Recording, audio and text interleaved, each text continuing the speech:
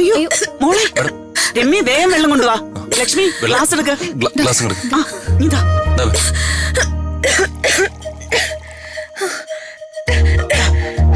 ഇത് കുടിക്ക് കുടിക്ക്.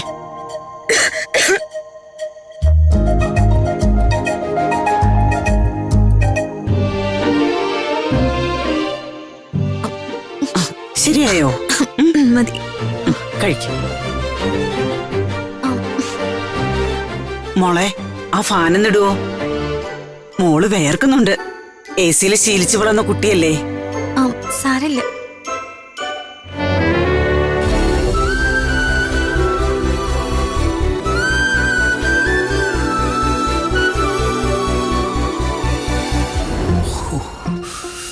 എന്തൊക്കെ കുടിച്ചാലും ഈ വേദന മാറും തോന്നില്ല.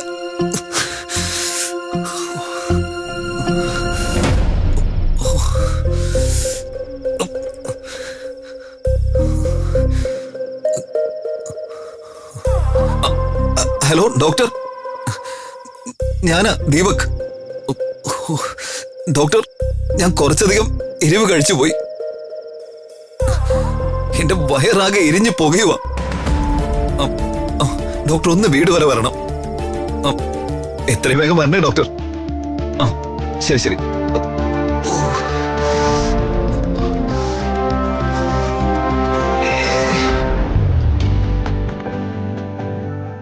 അമ്മ ഈ കറി കൂടി കൊടുക്ക. ഇതെന്തൊരു സ്വാദ. രാജു പറഞ്ഞത് സത്യ.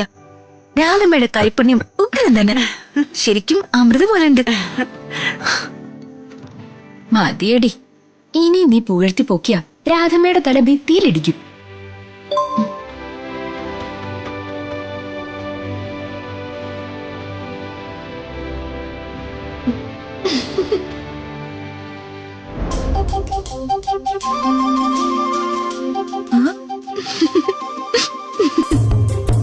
എന്താ മേഡം ചിരിക്കുന്ന? അത് ഞാൻ പിന്നെ പറയാം രാജു. തൽക്കാലം കിട്ടേണ്ടവന് കണക്കിൽ കൂടുതൽ കിട്ടിയെന്ന് മനസ്സിലാക്കിക്കോളൂ.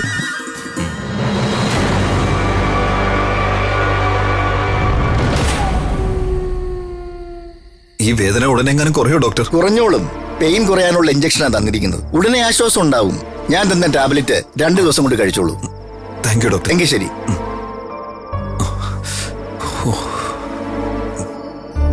ഇപ്പൊ ചെറിയൊരു ആശ്വാസമുണ്ട്. ഞാൻ രാജുവിനെതിരെ തിരിഞ്ഞതിന് ആ ഋത്തിക എനിക്കിട്ട് തന്ന പണിയാത്. അവളെ നിർത്തേണ്ട സ്ഥാനത്ത് നിർത്തിയില്ലെങ്കിൽ ഇങ്ങനെ പണികൾ ഓരോന്നായി അവള് തന്നുകൊണ്ടേയിരിക്കും.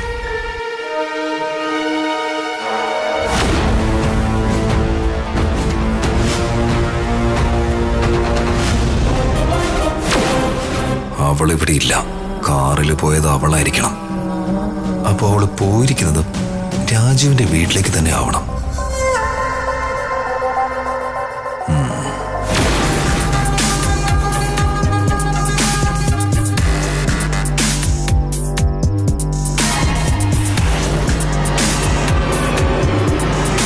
ദൈവമേ, ഋതു ചേച്ചി റൂമിലില്ലാന്ന് ദീപകേട്ടന് അറിയും.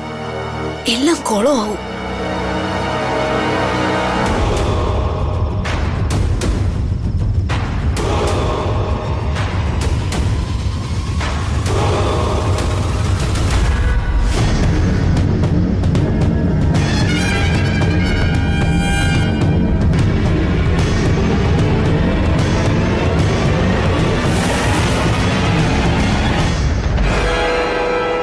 ദീപകേട്ടൻ ചേച്ചി ഇവിടെ ഇല്ലാന്ന് വല്യച്ഛനെ അറിയിക്കും. അത് വലിയ പ്രശ്നമാവും. വേഗം ചേച്ചി ഫോൺ ചെയ്ത് വിവരം അറിയിക്കാം.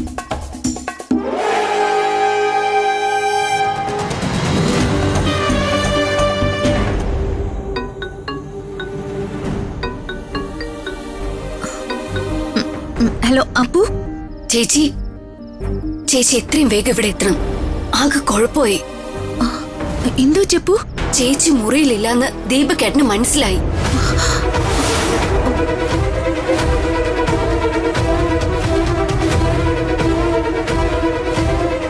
വല്യച്ഛനെ ദീപകേട്ടൻ ഉറപ്പായിട്ടും ചേച്ചി ഇവിടെ ഇല്ലാന്ന് അറിയിക്കും. എത്രയും വേഗം ചേച്ചി ഇവിടെ എത്തണം, അല്ലെങ്കിൽ വലിയ പ്രശ്നമാവും.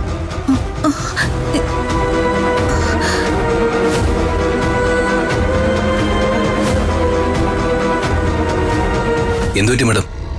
രാജു, എനിക്ക് എത്രയും വേഗം വീട്ടിലെത്തണം. രാജുന്റെ ബൈക്കിൽ എന്നെ ഒന്നും വീട്ടിൽ ഡ്രോപ്പ് ചെയ്യോ? ആ, അതിനെന്താ മാഡം? നിന്റെ ആ ആഗ്രഹം മനസ്സിലിരിക്കത്തെ ഉള്ളടി. നീ എന്റെ രാജുവിന്റെ കൂടെ ബൈക്കിൽ പോകുന്നത് എനിക്കൊന്ന് കാണണം. ഇരിക്കേ, എന്ത് തിരക്കാണെങ്കിലും ഇത് മുഴുവൻ കഴിച്ചിട്ട് പോയാ മതി. ദാ വെള്ളം കുടിക്കേ. രാധമ്മേ, ഞാൻ ഇറങ്ങുകയാണേ. ആ, കുടിക്ക. ഇനി കഴിക്കേ.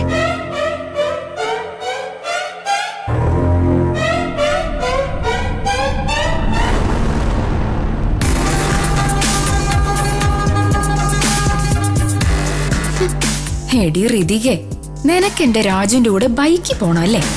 അത് രാത്രിയില് ശരിയാക്കി തരാം.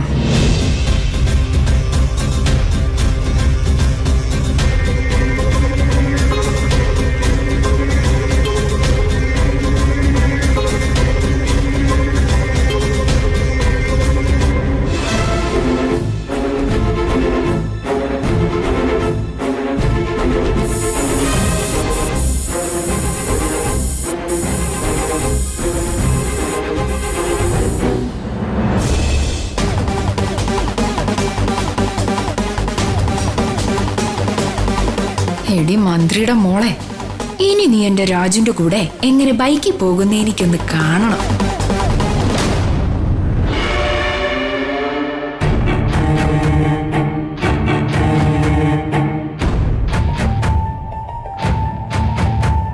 ഋത്തിക ഇവിടെ ഇല്ലെന്ന് അമ്മാവനോട് ചെന്ന് പറഞ്ഞാലോ?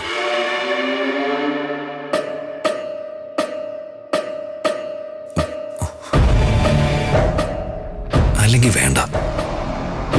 ഋത്തിക വീട്ടിലില്ലെന്ന കാര്യം ഞാൻ അമ്മാവനോട് പറയുന്നതിലും നല്ലത് അമ്മ അമ്മാവനോട് പറയുന്നതാണ്.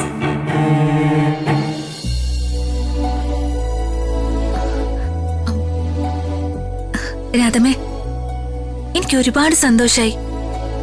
ശരിക്കുള്ള സ്നേഹം എന്താണെന്ന് ഞാൻ ഇന്നാണ് കണ്ടതും അനുഭവിച്ചതും. ഇത്രയും സ്നേഹമുള്ളൊരു കുടുംബം ഇവൾക്കുണ്ടല്ലോ എന്ന് ഓർക്കുമ്പോ എനിക്കിവളോട് അസൂയ തോന്നുന്നു. ശരിക്കും ഈ വീടൊരു സ്വർഗമാണ്. ഇടയ്ക്ക് സമയം കിട്ടുമ്പോഴൊക്കെ ഇങ്ങോട്ട് വരണം കേട്ടോ മോളെ. തീർച്ചയായിട്ടും വരും രാധമ്മേ.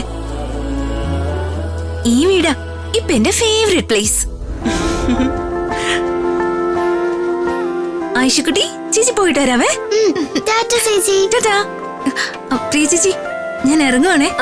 ശ്രീ,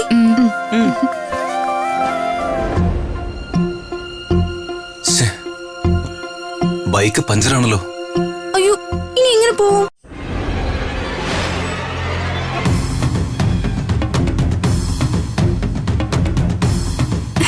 യെസ്, ഈ രമ്യ വിചാരിച്ച എന്തു സംഭവിക്കും?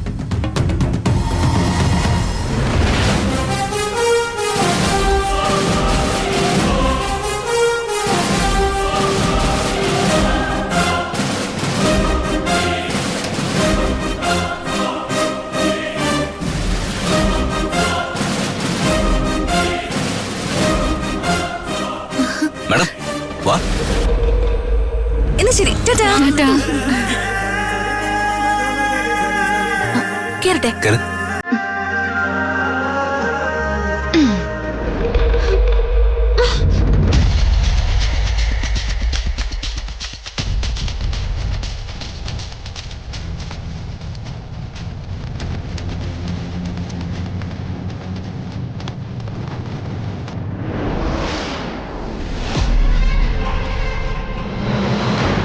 സത്യമാണോ നീ പറയുന്നേ? സത്യമാണമ്മേ. ഋത്തിക റൂമിലെങ്ങും ഇല്ല. ഞാൻ വീട് മുഴുവൻ നന്നായി തെരഞ്ഞു നോക്കി. അവൾ ഈ വീട്ടിലില്ല, ഉറപ്പാ. എന്നാലും അവൾ ഈ രാത്രി എവിടെ പോയതായിരിക്കും? അതും തനിച്ച്. അവളാ രാജുവിന്റെ വീട്ടിൽ പോയതാമേ, എനിക്ക് ഉറപ്പാ.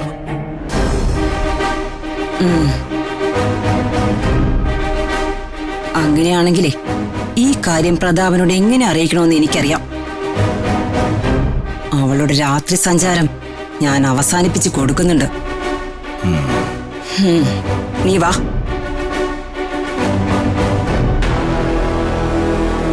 ഇനി എന്ത് ചെയ്യും? ആ, അമ്മയോട് പറയാം.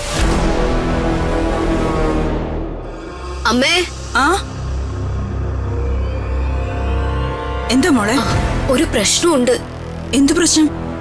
അംബിക അമ്മയും ദീപകേട്ടനും രാജു ചേട്ടനെ ഈ വീട്ടിൽ നിന്ന് പുറത്താക്കാൻ എന്തൊക്കെയോ പദ്ധതി നടത്തുന്നത് ഋതു ചേച്ചി അറിഞ്ഞു. എന്നിട്ട് ആ കാര്യം രാജു ചേട്ടനോട് പറയാൻ വേണ്ടി ഋതു ചേച്ചി രാജു ചേട്ടനെ ഫോൺ ചെയ്തു. പക്ഷേ രാജു ചേട്ടൻ ആദ്യം ഫോൺ എടുത്തില്ല. പിന്നെ രാജു ചേട്ടന്റെ ഫോൺ സ്വിച്ച് ഓഫ് ആയി. നേരിട്ട് കാര്യങ്ങൾ രാജു ചേട്ടനോട് പറയാൻ ഋതു ചേച്ചി രാജു ചേട്ടന്റെ വീട്ടിലേക്ക് പോയിരിക്കുക. എന്റെ ദൈവമേ, ഈ രാത്രിയിലോ? അതും തനിച്ച്? ഇനി ഇതെങ്ങാനും ആരെങ്കിലും അറിഞ്ഞാ പിന്നെ തീർന്നു. അറിഞ്ഞമ്മേ, ദീപകേട്ടൻ അറിഞ്ഞു. ഋതു ചേച്ചിയെ ദീപകേട്ടന് ഈ വീട് മുഴുവൻ തിരയുക. എന്നിട്ട് ഋതുവിനെ ഈ വിവരം നീ ഫോൺ ചെയ്ത് അറിയിച്ചോ? അറിയിച്ചമ്മേ.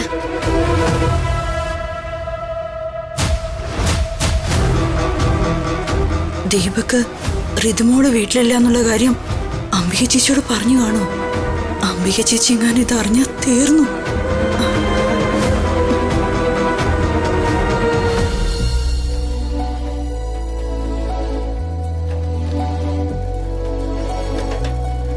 എന്റെ പൊന്നു രാജു, ഒന്ന് സ്പീഡിൽ പോ. ഋതിക മാഡം, ഒരു സൈക്കിളിന് പോകാൻ പറ്റുന്നതിന്റെ മാക്സിമം സ്പീഡിലാ ഞാൻ പോകുന്നത്. മാഡത്തിനെ അല്പം ഭാരം കൂടുതലാ. ലേശം തടിയൊന്ന് കുറയ്ക്കണം. ഞാൻ ഫോൺ ചെയ്തപ്പോ രാജു ഫോൺ ഓണാക്കി വെച്ചിരുന്നെങ്കിൽ എനിക്കിപ്പോ ഈ അവസ്ഥ വരുമായിരുന്നോ? ആ, അത് ശരി. അപ്പൊ അതും എന്റെ കുറ്റായോ? പിന്നെ എന്റെ കുറ്റാണോ? ഈ ലോകത്ത് നടക്കുന്ന എല്ലാ കാര്യത്തിനും ഞാനാണ് കാരണം എന്ന രീതിയിൽ സംസാരിക്കരുത് മാഡം. അതെ, സംസാരിച്ച എനർജി വേസ്റ്റ് ആക്കാതെ വേഗം സൈക്കിൾ ചവിട്ട്.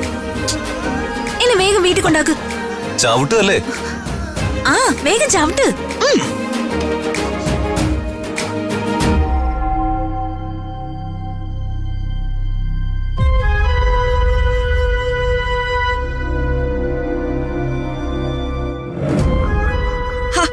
നീ എന്തൊക്കെയാ ഈ പറയുന്ന ദീപക്കെ?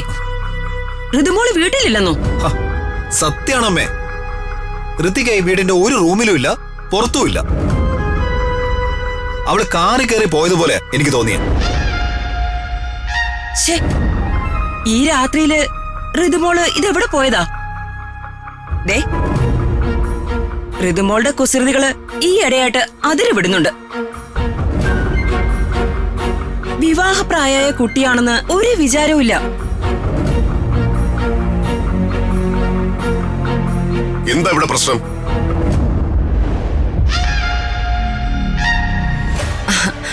അയ്യോ, നീ ഞങ്ങൾ പറയുന്നത് കേൾക്കുന്നുണ്ടായിരുന്നോ? എന്തു പറയാനാ പ്രതാപ, ഋതുമോളുടെ ഓരോ കുസൃതികളെ. അവളെ വീട്ടിലെങ്ങും കാണുന്നില്ലാന്ന് ദീപക്ക് പറഞ്ഞു കേട്ട് അവൾ എവിടെയാണെന്ന് തിരയുകയായിരുന്നു ഞങ്ങൾ.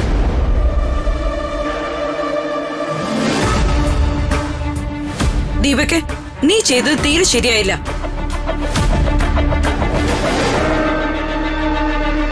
നിന്റെ തമാശ കുറച്ച് കൂടുന്നുണ്ടേ. തമാശയൊന്നും അല്ല അമ്മേ. ഋതു ചേച്ചിയെ വല്യച്ഛനെ കൊണ്ട് വഴക്ക് പറയിപ്പിക്കാൻ ദീപകേട്ടൻ മനഃപൂർവ്വം ചെയ്തതാ. ഞാൻ എന്ത് ചെയ്തു നിങ്ങൾ ഈ പറയുന്നത്? ദീപകേട്ടൻ ഋതു ചേച്ചിയുടെ റൂമിൽ കയറിയായിരുന്നോ? ആ, കയറിയായിരുന്നു.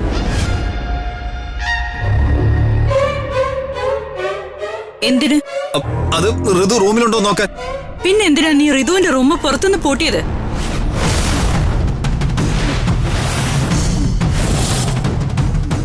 പുറത്തുനിന്ന് പൂട്ടിന്നോ? ഞാൻ പൂട്ടിയിട്ടൊന്നുമില്ല. വേണ്ട വേണ്ട, നോണയൊന്നും പറയണ്ട. ഞാൻ കണ്ടതാ അമ്മേ, ദീപക് ചേട്ടൻ ഋതു ചേച്ചിയുടെ മുറി പുറത്തുനിന്ന് പൂട്ടുന്നത്. അപ്പോ വെറുതെ നുണ പറഞ്ഞാലുണ്ടല്ലോ, നീ എന്റെ കയ്യിൽ നിന്ന് വാങ്ങിക്കും.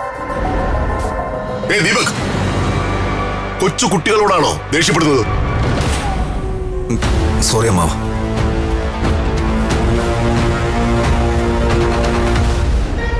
അപ്പു എന്നോട് അവള് കണ്ടത് വന്ന് പറഞ്ഞു. ഞാൻ പോയി നോക്കുമ്പോ റൂമിനകത്തുനിന്ന് ഋതു തട്ടി വിളിക്കുന്ന ശബ്ദം.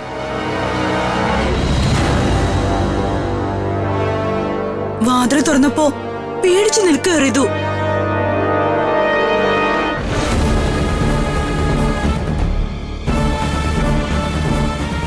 ഡോർ ഡോറ് പുറത്തുനിന്ന് ലോക്കാണെന്ന് അറിഞ്ഞപ്പോ ഞാൻ ആദ്യം വിചാരിച്ചു അപ്പു തമാശക്ക് ചെയ്തതായിരിക്കുമെന്ന്. ഡോറിൽ ഞാൻ കൊറേ തട്ടി വിളിച്ചു. ആരും തുറക്കാതെ വന്നപ്പോ എനിക്ക് പേടിയായി.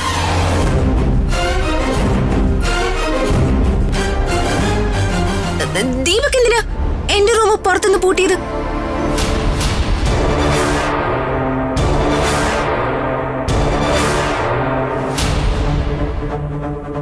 ദീപകെ, നീ എന്ത് പണിയായി കാണിച്ചത്? നീ ഋതുമോളോട് ക്ഷമ ചോദിക്കേ.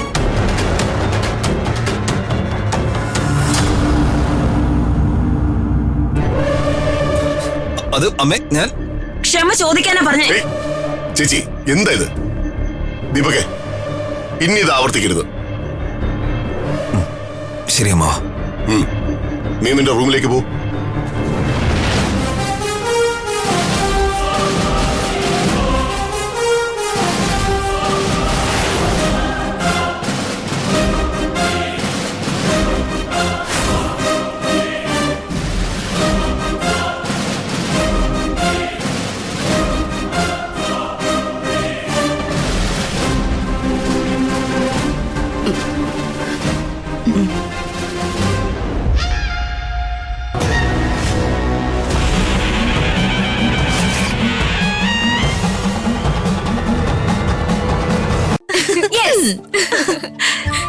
എടി മിടുക്കി, നിന്റെ കൊച്ചു തലയ്ക്കുള്ളില് ഇത്രയും ബുദ്ധി ഉണ്ടായിരുന്നോ? ചേച്ചി എന്നെ കുറിച്ച് എന്താ വിചാരിച്ചത്? കൃത്യസമയത്ത് നീ ഫോൺ ചെയ്തത് കൊണ്ടും ദീപക് എന്നെ റൂമിൽ പൂട്ടിയിട്ടുന്ന് പറയാനുള്ള ബുദ്ധി ചെറിയമ്മയോട് പറഞ്ഞത് കൊണ്ടും മാത്ര ഞാൻ രക്ഷപ്പെട്ടത്. സമ്മതിച്ചല്ലോ. അപ്പൊ ട്രീറ്റ് വേണം. എന്താ നിനക്ക് വേണ്ടതെന്ന് പറ മോളെ. ഈ ചേച്ചി വാങ്ങി തരില്ലേ നിനക്ക്? നിറയെ ഐസ്ക്രീം, കൊറേ ചോക്ലേറ്റ്. നാളെ തന്നെ മേടിച്ചു തരും, ഉറപ്പ്.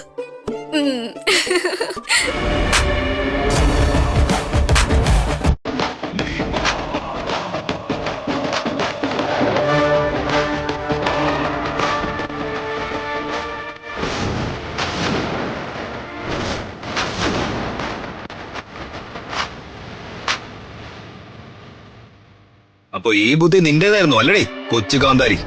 എന്നെ എടിപൊടിന്ന് വിളിച്ചാണല്ലോ. വിളിക്കും, നിന്നെയും വിളിക്കും, ഇവളെയും വിളിക്കും. അമ്മാവനോട് നുണ പറഞ്ഞ് എന്നെ സൈഡാക്കിയിട്ട് രണ്ടുപേരും കൂടെ ഇവിടെ നിന്ന് ആഘോഷിക്കാണല്ലേ? അതെ. നീ രാജുവിനെ വീട്ടിൽ പോയതല്ലേ? സത്യം പറയടി. നിനക്ക് സ്പൈ വർക്ക് ഉണ്ടോ ദീപക്?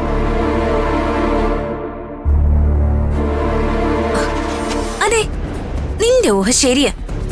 പക്ഷേ ഇനി നീ എന്നെ ഒന്നും ചെയ്യില്ല. നീ നടത്തിയ പ്ലാൻ പൊളിഞ്ഞ് പാളിസായി. നീ എന്റെ കയ്യിലൊന്ന് പെടു നിർത്തിക്ക. ഒന്ന് ഞാൻ നിന്നെ ഒരു പാഠം പഠിപ്പിക്കുന്നുണ്ട്. താൻ എന്റെ ചേച്ചി ഒരു ചുക്കും ചെയ്യാൻ പോകുന്നില്ല, മനസ്സിലായോ? ഇനി താൻ ഇവിടെ നിന്ന് വലിയ ഡയലോഗ് അടിച്ചാലേ ഞാൻ ചെന്ന് വല്യച്ഛനോടെല്ലാം പറഞ്ഞു കൊടുക്കും. പറയുമ്പോ താൻ ഈ റൂമിൽ കയറിയെന്ന് മാത്രമല്ല, എന്നെ അടിച്ചു എന്നും ഞാൻ പറയും. വിട്ടോ വിട്ടോ.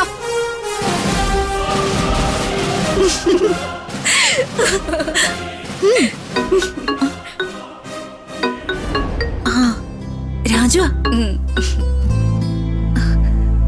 ഹലോ രാജു. രതിക മാഡം, അവിടെ കുഴപ്പമൊന്നുമില്ലല്ലോ? എല്ലാം ഓക്കെ അല്ലേ?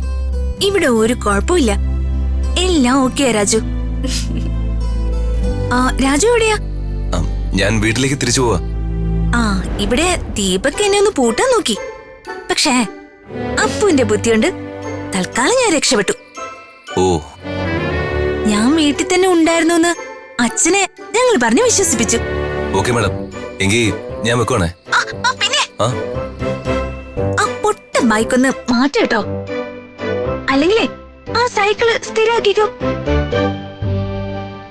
അതാവുമ്പോ പഞ്ചറായും ബ്രേക്ക് ഡൗൺ ആയും ഇടയ്ക്ക് പണി തരില്ലല്ലോ.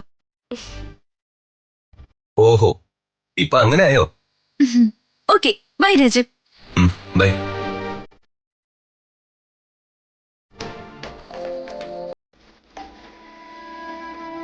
എങ്കിൽ ഗുഡ് നൈറ്റ് ചേച്ചി. എനിക്ക് നല്ല ഉറക്കം വരുന്നുണ്ട്. Good night Appu.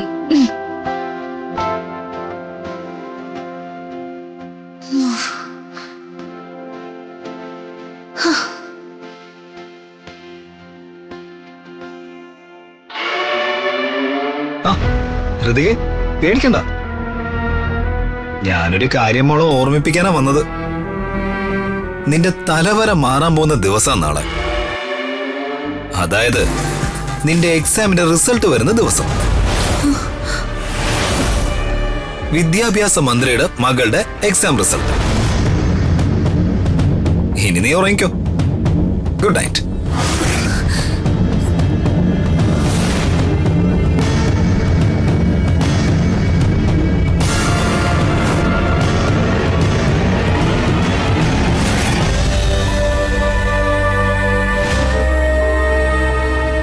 പരീക്ഷയ്ക്ക് തോറ്റ ചെയ്യേണ്ടത് എന്താണെന്ന് എനിക്കറിയാം.